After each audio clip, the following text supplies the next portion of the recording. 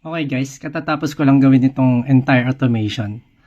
So basically, siya na yung bahalang gumawa nung video animation based dun sa story. So ito yung story, yung shot list. Kakopy ko lang from ChatGPT.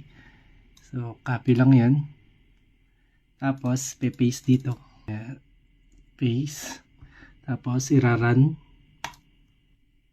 So after mag-run, pupunta na yan dito. Gagawa na siya. Kukunin na niya yung mga image prompts. After ng image prompts, gagawin niya yung mga image shots. After ng image shots na yun, yun naman i-convert into video prompts. And from video prompts, gagawin ng clips na. So, ganyan yung workflow niya. So, after around 10 to 15 minutes, ito na yung mga images. Tapos, after ng images, ito na rin yung mga video clips. Yan. So, ready for, stitching.